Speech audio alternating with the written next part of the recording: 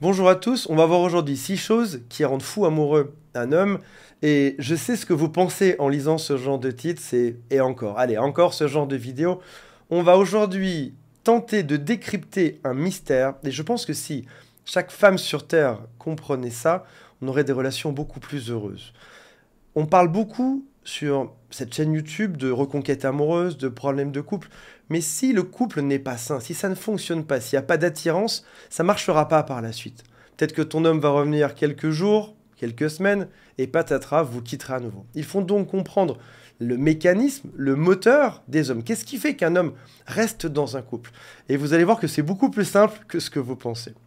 Avant de démarrer, si vous le souhaitez, abonnez-vous à la chaîne. Il y a aussi un quiz qui s'appelle Quelles sont mes chances de récupérer mon ex? Et si votre cas est spécifique, contactez-moi. Il y a un lien qui est juste en dessous.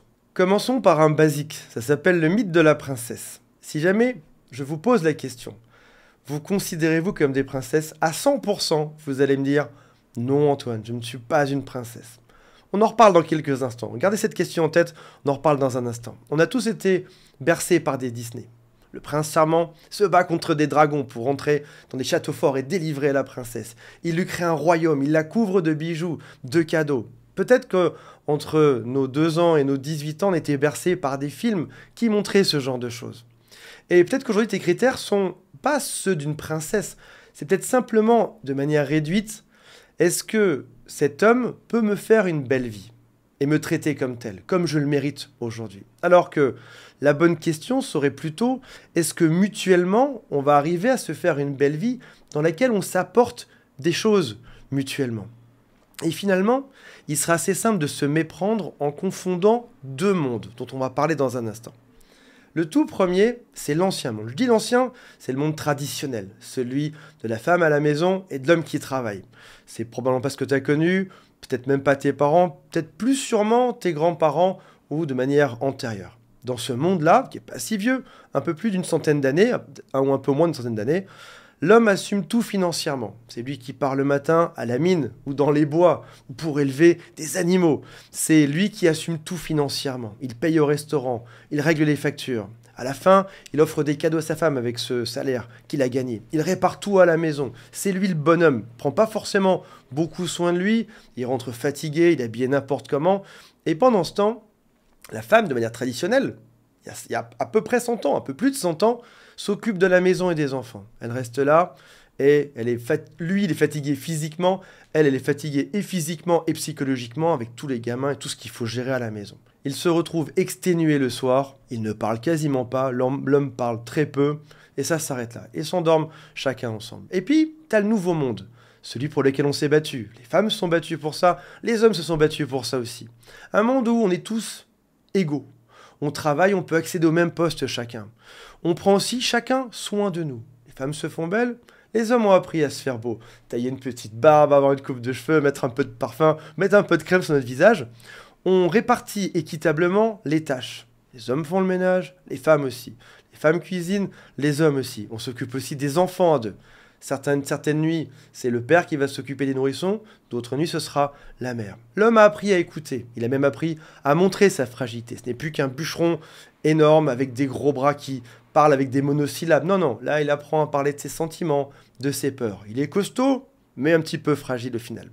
Et le mauvais mix entre ces 2 mondes, là, aujourd'hui, ce serait de se dire, j'ai bien compris tout ça, il y a 2 mondes, mais je vais choisir, parce qu'aujourd'hui, finalement, je fais un peu ce que je veux, j'ai le choix. Alors, dans l'ancien monde, je vais garder des choses. Par exemple, au restaurant, c'est lui qui va payer. Les cadeaux, c'est lui qui va les offrir. Les fleurs, c'est lui qui fera l'effort pour ça aussi. Réparer, ce sera à lui de le faire. Par contre, les points suivants m'intéressent pas trop. Rester à la maison, bof, moi je veux travailler. Il prend pas soin de lui, moi je veux un mec qui soit impeccable. Il m'écoute pas, moi je veux un mec qui soit sensible. Donc les 3 derniers points, je les prends pas. Je vais aller piocher dans le nouveau monde.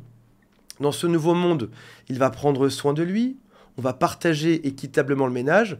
On va s'occuper des enfants et il va m'écouter. Mais qu'est-ce que j'ai fait dans cette histoire? J'ai pioché les meilleures cases de partout.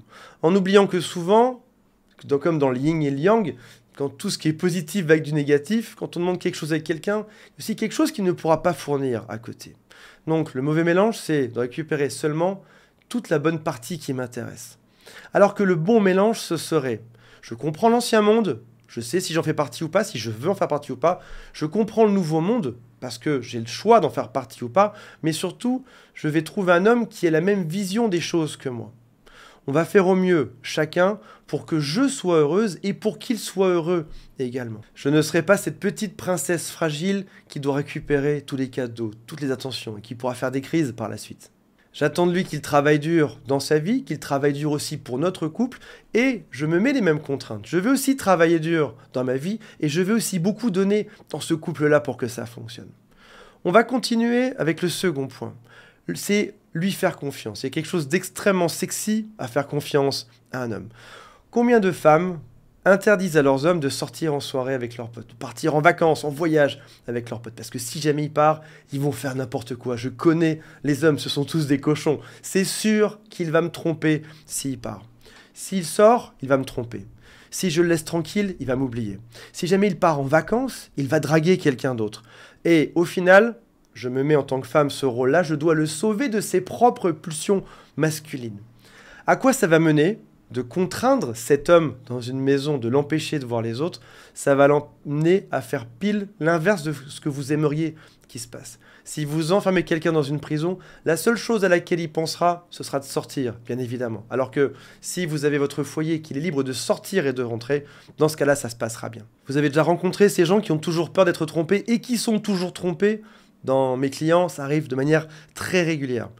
Fais-lui confiance jusqu'à ce qu'il te prouve que tu as raison de lui faire confiance ou que malheureusement il te prouve que tu avais tort de lui faire confiance. Si cet homme doit te tromper, il le fera de toute manière. Donc pas besoin de se casser le crâne, de se faire du stress en attendant. Tu n'es pas responsable de ses actions. Tu n'es pas non plus responsable de ses erreurs. Si toi tu es une femme qui est fidèle, qui donne tout pour son couple, c'est ton propre contrôle, ta propre responsabilité. Si l'autre déconne, c'est en dehors de ta responsabilité. Tu n'es pas responsable de lui, et en plus, on ne connaît un homme que dans le temps. Alors oui, certains hommes trompent, quoi qu'on fasse, même si on les contraint, même si on les garde à la maison, ils auront ces pulsions. Il va te tromper entre midi et 2, ou l'après-midi, pour faire des jours de vacances pour faire ça. Et certains autres hommes ne trompent pas. Donc, il faut l'accepter, sans te pourrir toi-même et sans pourrir la relation pour autant. Si jamais tu n'arrives pas à accepter ceci, que je comprendrai, je n'arrive pas à lui faire confiance, j'ai toujours été trompé, je n'arrive pas. Dans ce cas-là, je préfère que tu cherches un homme qui n'aime pas sortir avec ses amis. Trouve au moins le profil de mec qui n'aime pas sortir. Mais ce n'est pas parce qu'un homme sort que forcément il va te tromper. Troisième point, pour qu'un homme t'adore, ne pas la jouer distante. On va arriver dans des schémas que vous allez peut-être reconnaître soit de vous aujourd'hui, soit quand vous étiez plus jeune avec moins d'expérience. Plus je repousse un homme, plus il revient. Si je joue à chaud-froid, un bisou, une baffe, je t'aime, je te déteste, ça marche sur tous les hommes de manière générale. Mes copines me l'ont dit, on va en parler dans un instant. Plus je vais mettre des barrières autour de moi et plus les mecs vont venir vers moi. Ça aussi, on va en reparler dans un instant. Autre pensée qui est fausse, je préfère que l'autre soit plus amoureux que moi, je ne le suis de lui. Ou alors encore, on va revenir sur chacune de ces phrases dans un instant. Si je m'occupe de lui, ça va me mettre dans une position de faiblesse. Donc je ne dois pas montrer que je m'occupe de mon homme. Commençons par la première. Plus je repousse un homme, plus il revient. Bien sûr, ça s'appelle de la manipulation. Bien évidemment, les gens détestent le rejet. Plus tu le rejettes, plus il revient. À très court terme, ça fonctionnera. Bien sûr, sur quelques semaines, quelques mois. Mais qu'est-ce que tu auras comme genre de relation à la fin? Relation de manipulation qui ne fonctionne pas. Deuxième phrase, si je joue à chaud-froid, ça marche sur lui. Oui, ça va aussi faire autre chose. Ça va aussi le rendre fou, et pas dans le bon sens du terme. Pas fou de toi, fou tout court. Il va devoir s'habituer à ça, et il va devoir finir par mentir ou par mettre de côté ses émotions pour supporter et le chaud et le froid.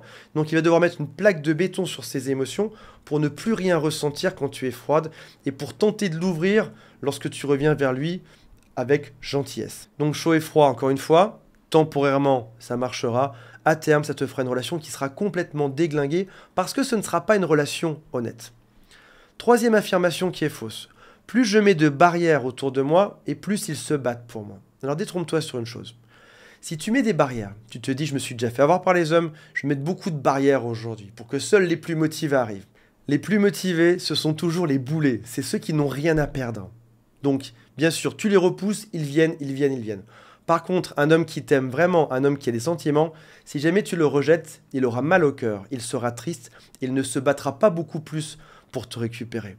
Donc, en gros, baisse tes barrières à l'entrée pour que des hommes puissent venir te parler de manière générale et analyse-les dans le temps. Je décide d'accepter de faire confiance à cet homme que je connais peu, que j'ai pas beaucoup vu. Et dans le temps, il me prouvera si c'est une bonne personne ou pas. Est-ce que dans les quelques semaines, il ira trop vite ou pas assez vite? Est-ce qu'il va m'insulter? Est-ce qu'il me traitera avec respect? On connaît les gens dans le temps. Autre phrase qui est fausse. Je préfère que l'autre soit plus amoureux de moi. C'est ce que ça signifie que tu étais blessé dans ta vie précédemment. Et là, tu mets un bouclier émotionnel autour de toi. Je préfère que l'autre se batte, que l'autre s'investisse, que l'autre pleure. Moi, j'ai déjà trop souffert, je ne veux plus de ça. Du coup, tu ne t'investis pas dans ce couple et ça ne fonctionne pas par la suite. Dernière phrase, si je m'occupe de lui, ça me met dans une position de faiblesse parce que c'est l'homme qui doit s'occuper de moi. On en revient au fameux concept de la princesse de Walt Disney. Non, dans un couple, c'est équilibré. On s'occupe chacun de l'un et de l'autre.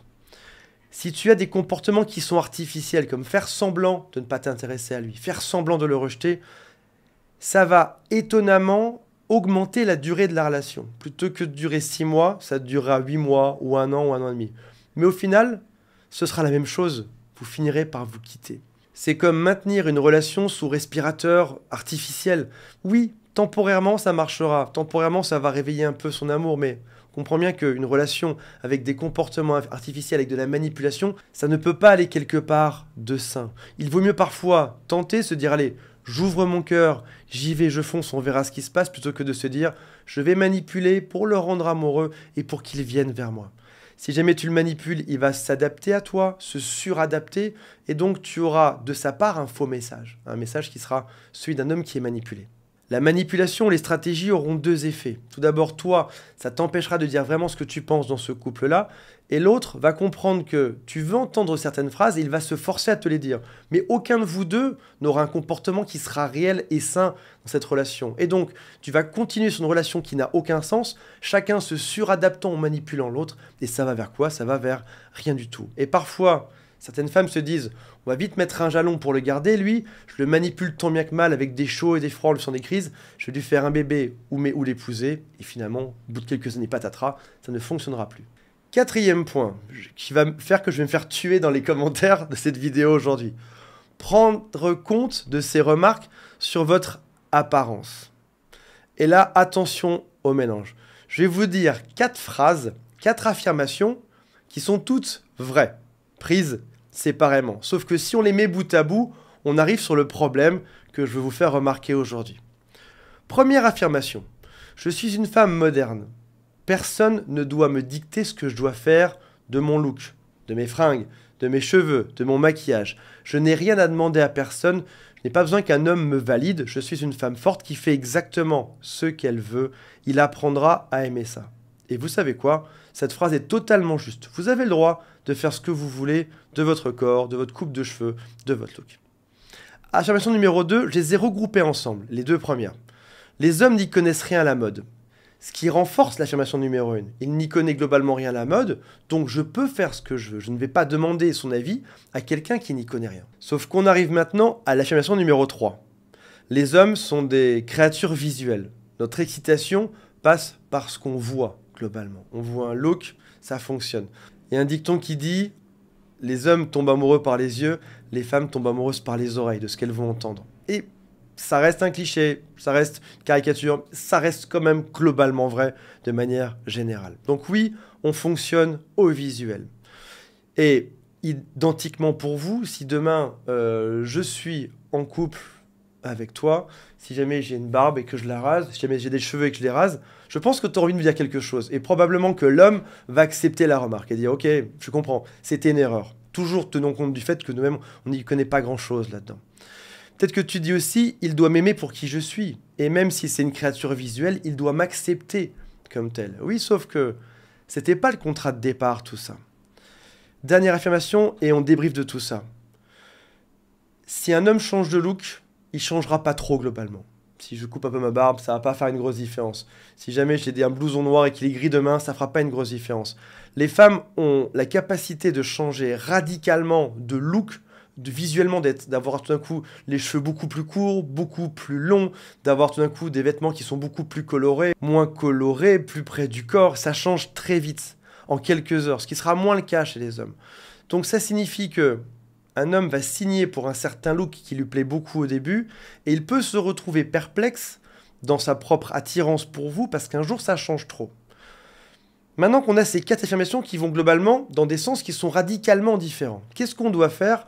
Comment faire pour garder sa propre autonomie dans la façon de changer son look, et en même temps demander son avis à l'autre? Tu peux apprendre à écouter l'autre ou à lui poser la question, ou même à le préparer. Écoute mon chéri, demain je vais changer ma coupe de cheveux, ce sera un peu plus court. Est-ce que déjà ça te dit? Et si on essayait, et à la fin on voit, si ça te plaît pas, on changera par la suite. Mais on parle à deux d'un look. De même que votre homme parlerait aussi à deux de son propre look, même si ça a moins d'importance pour vous. Si c'est important pour vous d'ailleurs, ça le sera probablement également pour lui. Il faut lui en parler. Si jamais tu aimes changer radicalement de look en une seconde, que tu aimes passer de gothique à poupée avec des cheveux roses à autre en quelques jours, mieux vaut trouver un homme pour qui ça ne fait pas trop de différence. Certes, pour certains hommes, ils s'en fichent totalement, mais pour une majorité d'entre eux, ça fait la différence. Et je préfère que, si jamais tu aimes changer de look 100% et que tu n'aimes pas demander, trouve-toi plutôt un homme qui est très à l'aise avec ça. Ça fait partie de la minorité, mais certains sont vraiment très à l'aise avec ça. 5e point, qui va me faire taper dessus aussi dans les commentaires. Il faut accepter que certains hommes aiment la femme traditionnelle. On a parlé des deux mondes tout à l'heure. Traditionnel, moderne. Oui, ouvrons les yeux, certains hommes sont encore ancrés dans ce type de valeurs.